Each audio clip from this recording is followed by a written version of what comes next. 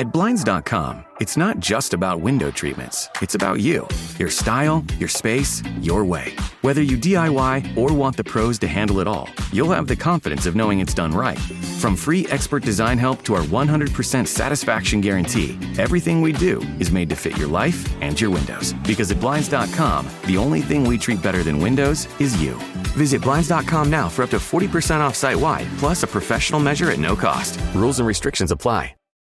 How much do you know about the scandal that got Bill Clinton impeached? Monica Lewinsky is under the microscope, Bill Clinton is under siege, and the White House is trying to contain the damage. Maybe you know the basics. That Clinton's presidency came to a screeching halt amid a storm of accusations involving sex, power, and partisan warfare. If it turns out to be true, it could be the end of Clinton's presidency. Congress is rushing to overthrow the commander-in-chief. What determines who we believe and whose side we take in a political fight? Trip and secretly tape Monica Lewinsky. Go down to Radio Shack and buy a tape recorder and plug it into your phone. What does it mean to abuse one's power? I did not have sexual relations with that woman. It is absolutely staggering that the fate of the most powerful man on the planet is in the hands of a completely unknown 23-year-old intern. Subscribe to Slow Burn and Apple Podcasts.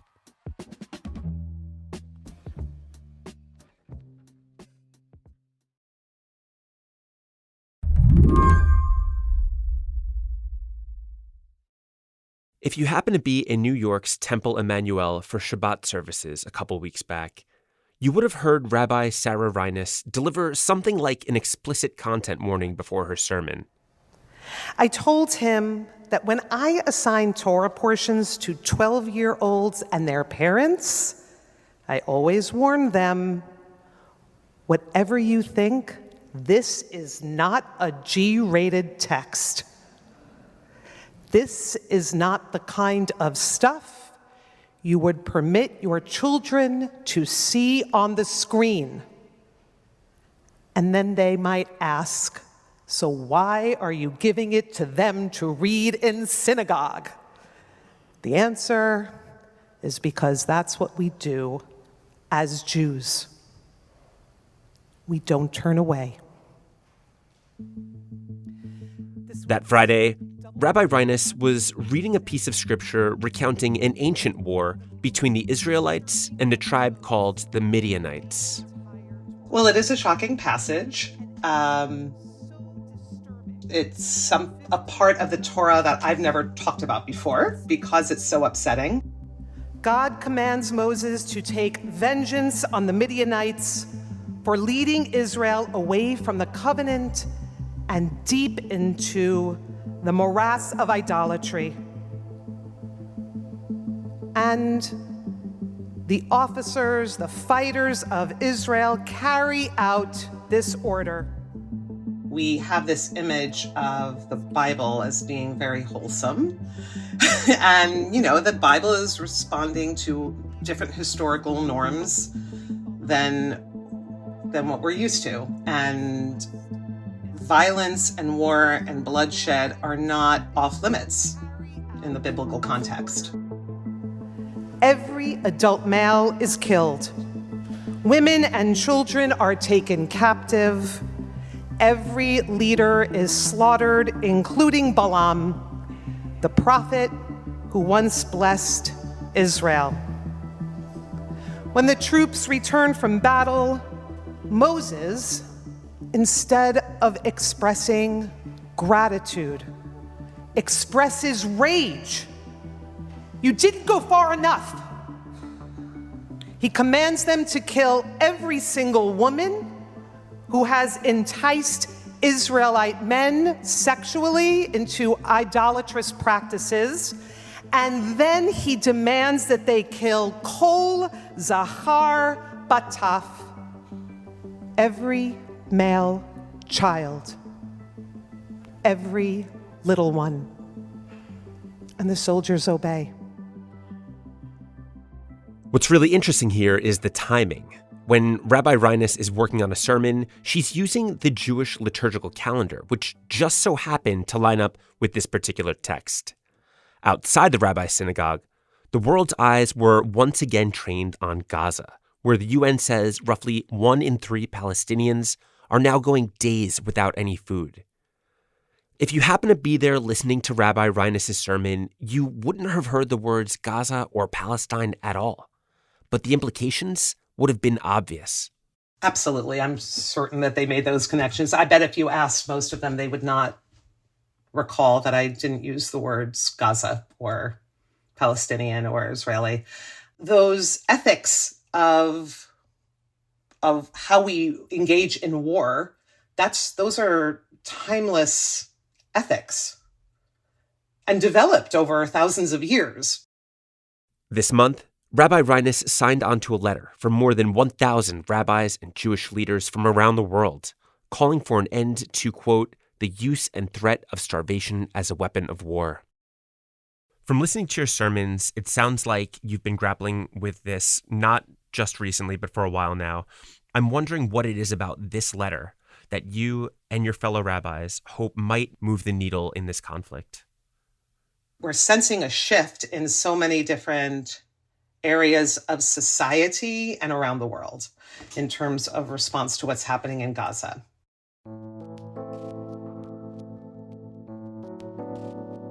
And I wanted a strong statement to be part of this strong statement by so many rabbis and clergy around the world that what is happening is utterly unacceptable and needs to stop. Today on the show, how one Jewish leader is imploring her congregation not to turn away. I'm Rob Gunther, filling in for Mary Harris. You're listening to What Next? Stick around.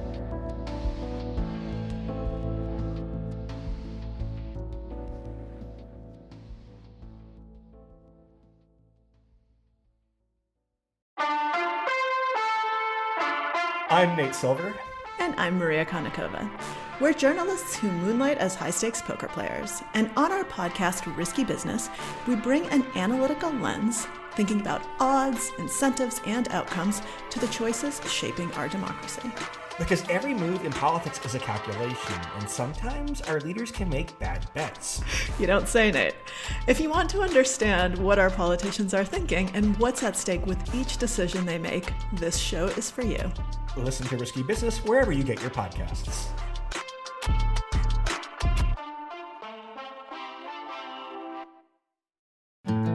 I'm Carvel Wallace, and this week on Slate's Advice Podcast, How To, for people who have ADHD, anxiety can become a kind of coping mechanism. It's like being able to function, but you need a bunch of timers and you need a bunch of reminders, and you're constantly running lists in your head. How to navigate the anxiety that comes with ADHD and avoid falling into a shame spiral. Find How To wherever you get your podcasts.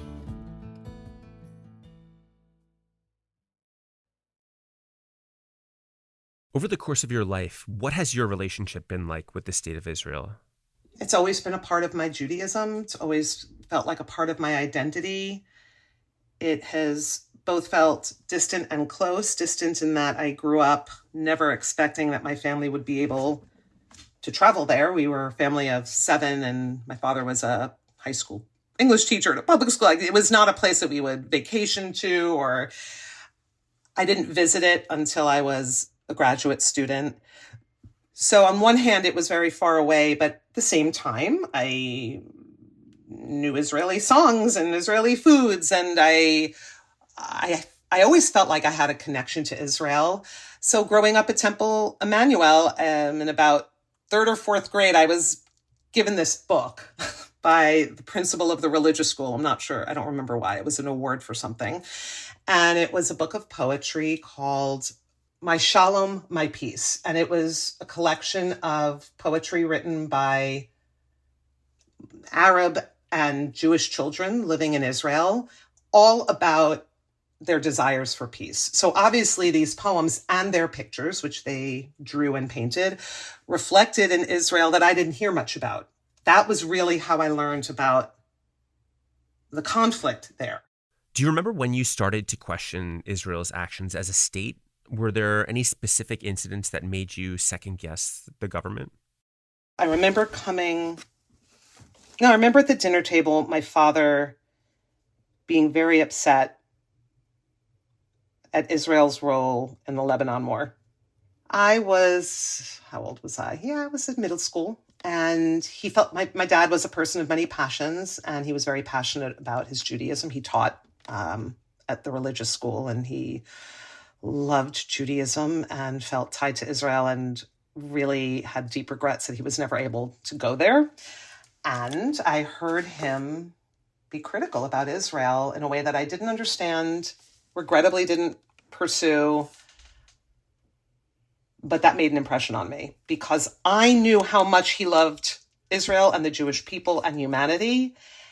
And when he was criticizing the government, it stood out to me because I hadn't really heard that kind of response to Israel. It had always, again, in very subtle ways in that book, but even that was framed in terms of colorful illustrations and children's voices, right? I had never heard an adult speak critically,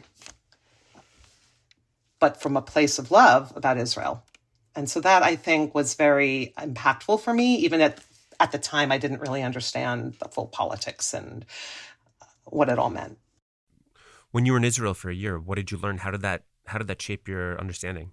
Well, so much of what we learn, I think we learn later, you know what I'm saying? So it's not just what I learned when I was there, but it is how I've reflected on that experience in the years that have followed. I actually formed a close relationship, my husband and I, with a Palestinian family living in East Jerusalem. Back then, it didn't seem like such a big deal. And this is what year, roughly? 1992, Okay. 93. We would go to his home. We would be with his family. We were invited to his brother's wedding. I mean, we were pretty, and we felt comfortable in those spaces. And he would join me and my friends when we would go out to dance clubs, or he would come and visit us in, our apartment in West Jerusalem. And it all felt, there were clear tensions, and we spoke about the conflicts and we spoke about the challenges, but it did not seem nearly as fraught. It wasn't nearly as fraught. And I wonder, though, how much of that was me also not seeing it, right, in the way that I'm now probably I'm embarrassed by. How are you embarrassed? What does that mean?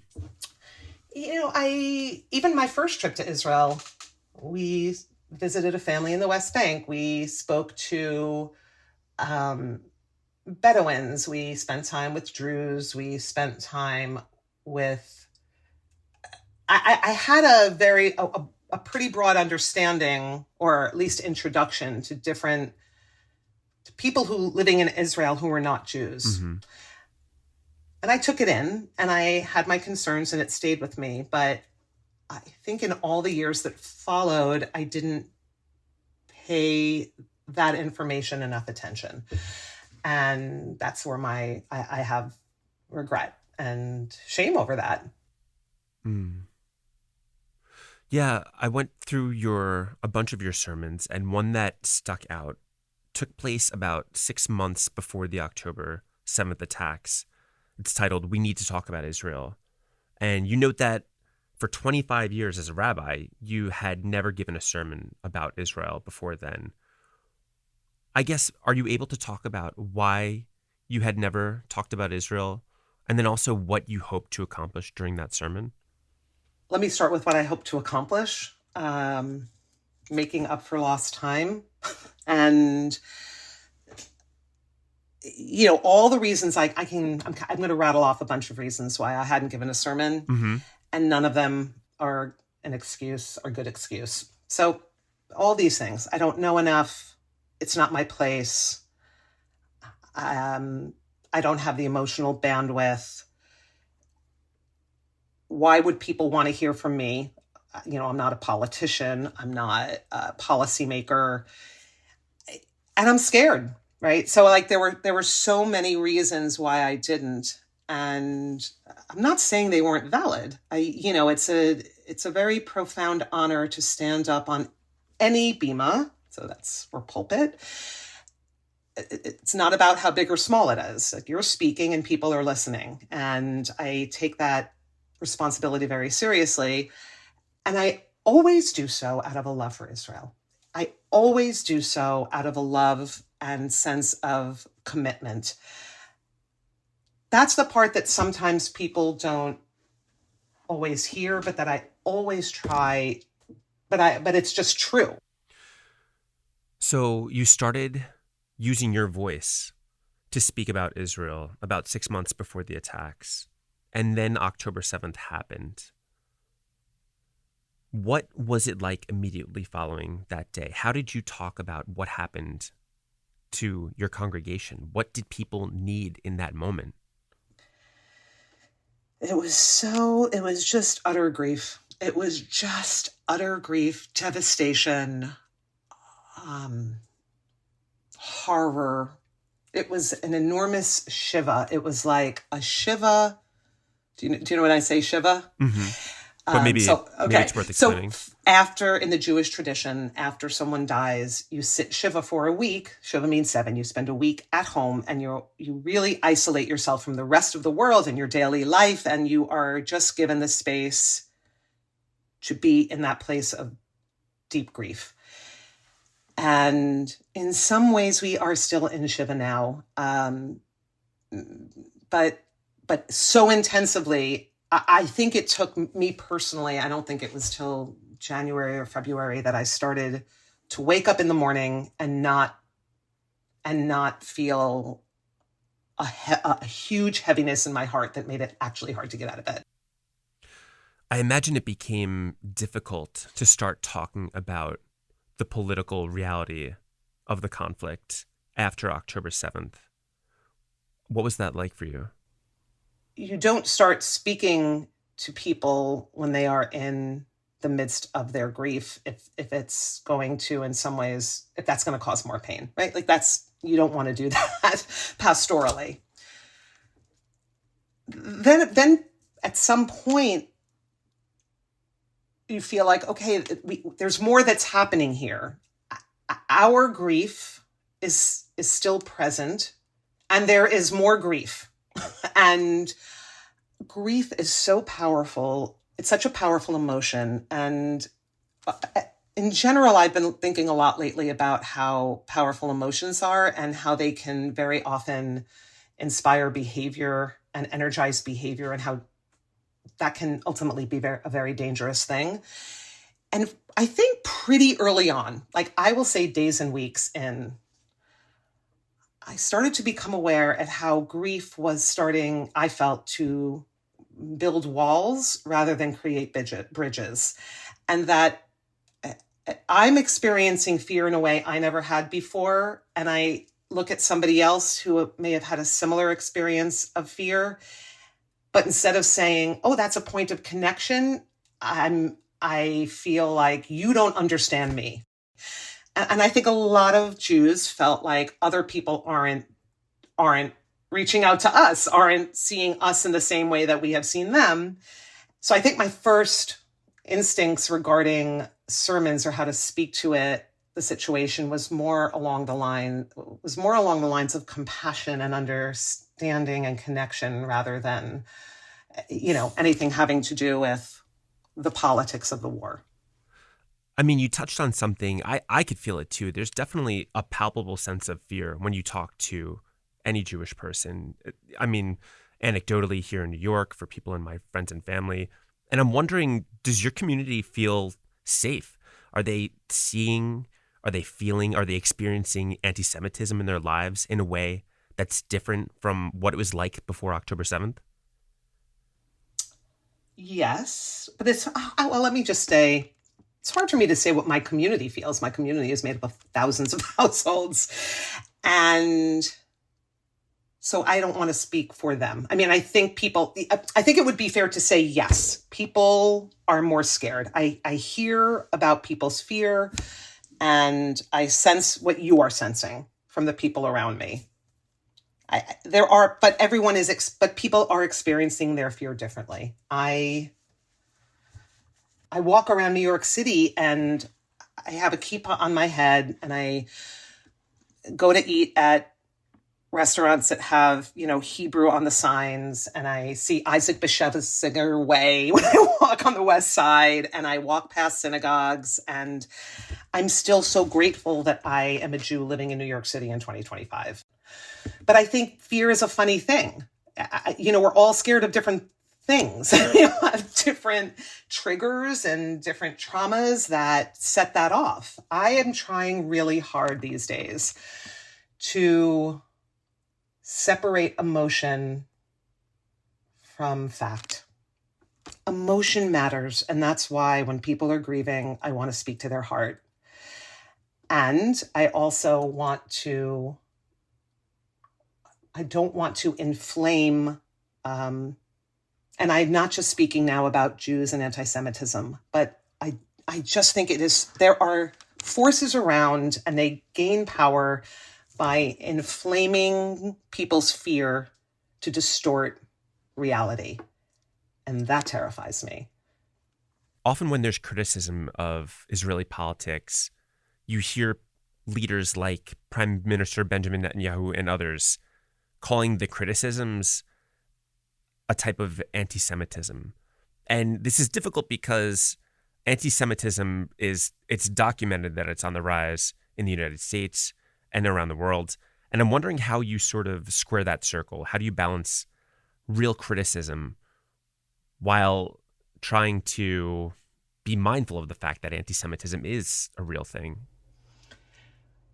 I believe that people in relationship sometimes criticize each other when they see each other headed towards danger and do it out of love. And so my criticism and critique and questions about Israel are always done with that in mind. I have been accused of anti-Semitism by colleagues, by family, by strangers.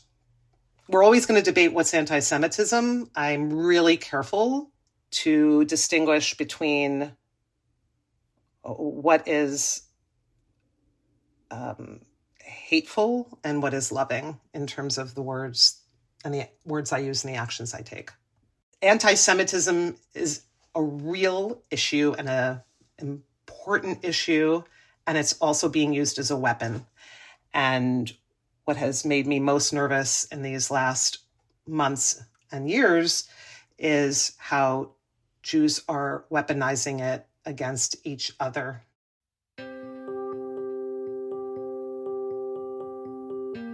We'll be right back after a quick break.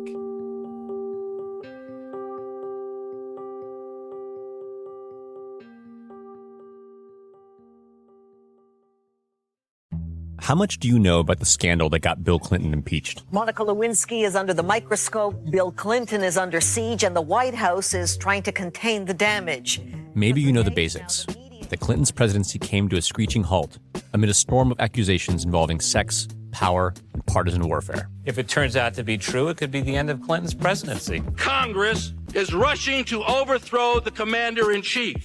What determines who we believe and whose side we take in a political fight?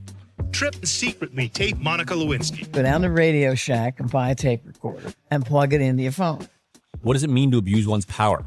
I did not have sexual relations with that woman. It is absolutely staggering that the fate of the most powerful man on the planet is in the hands of a completely unknown 23-year-old intern. Subscribe to Slow Burn and Apple Podcasts.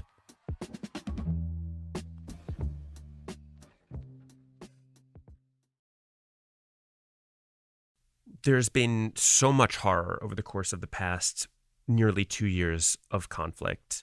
It does feel like the past several weeks seem to have marked a kind of turning point. You have countries like France and the UK, they're planning to recognize the state of Palestine. You have conservative rabbis like Charles Feinberg co-signing this letter that you also signed. I'm wondering if you have thoughts on why this moment in particular appears to be breaking through in a way that other moments have not. I think it's happening. We don't just see it in the media. We see it in politicians internationally. We see it here. We see it among religious leaders, like that letter. We hear it in Israel. There's been a shift in what the media is saying in small ways in terms of how people are protesting. There's been change. It didn't all happen this week, but that is a shift. And that is happening alongside these people also protesting to bring the hostages home. You don't have to make a choice. It's all happening. And I think that more and more people are able to say, we are not making choices about disasters and injustices and suffering.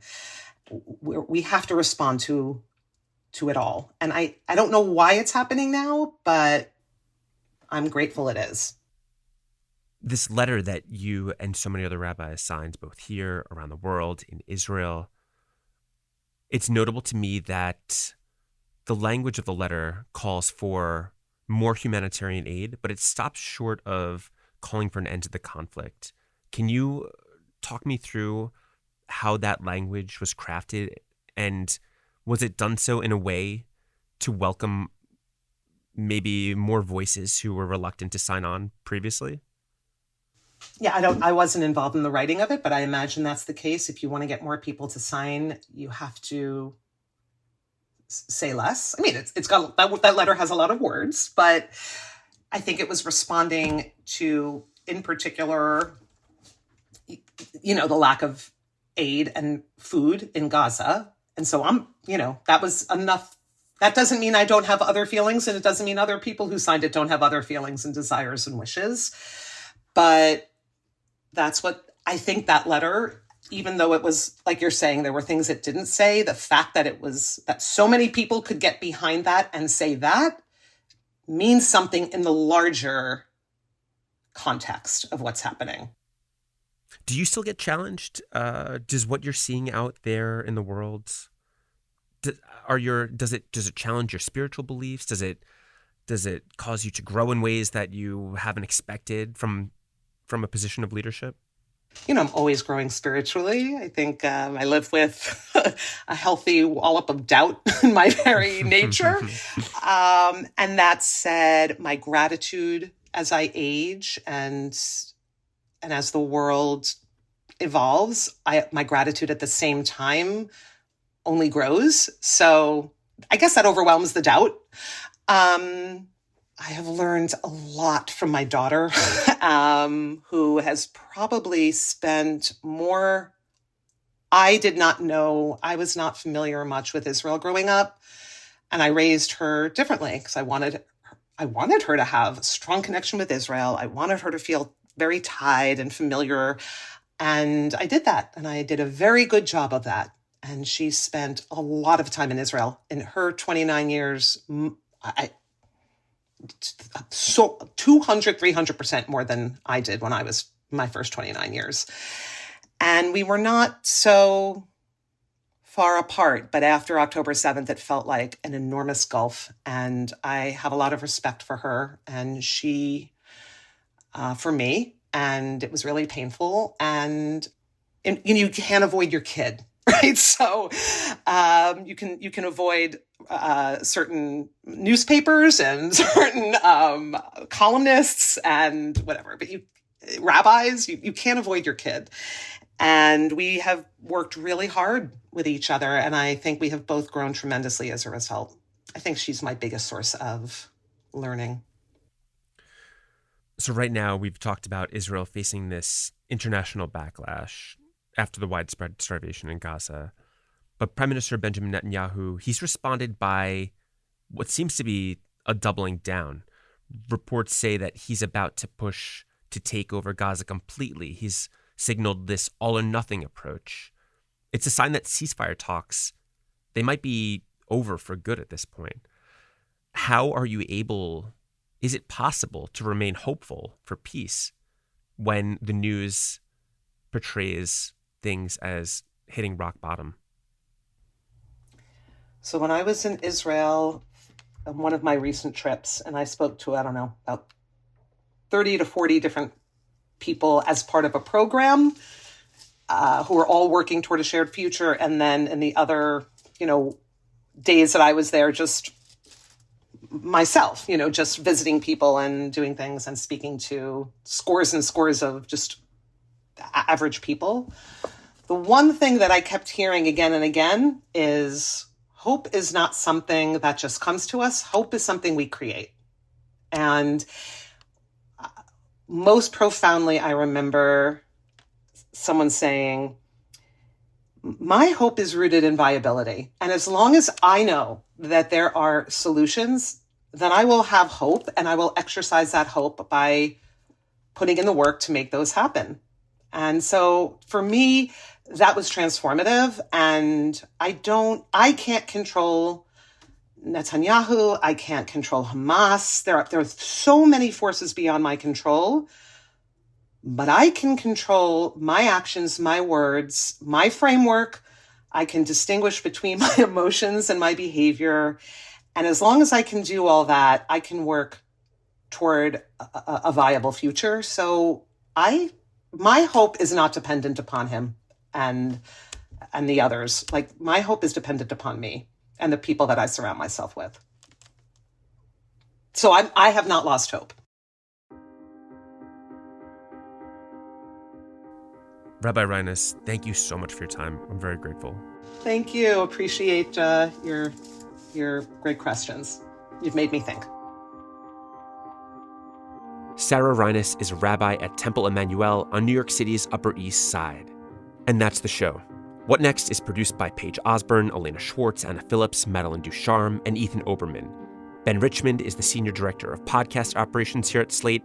And I'm Rob Gunther. You can find me on Blue Sky. I'm at @OneRobGunther.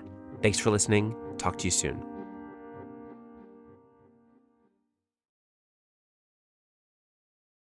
How much do you know about the scandal that got Bill Clinton impeached? Monica Lewinsky is under the microscope, Bill Clinton is under siege, and the White House is trying to contain the damage. Maybe you know the basics. That Clinton's presidency came to a screeching halt amid a storm of accusations involving sex, power, and partisan warfare. If it turns out to be true, it could be the end of Clinton's presidency. Congress is rushing to overthrow the commander-in-chief. What determines who we believe and whose side we take in a political fight? Trip and secretly tape Monica Lewinsky. Go down to Radio Shack and buy a tape recorder and plug it into your phone. What does it mean to abuse one's power? I did not have sexual relations with that woman. It is absolutely staggering that the fate of the most powerful man on the planet is in the hands of a completely unknown 23-year-old intern. Subscribe to Slow Burn and Apple Podcasts,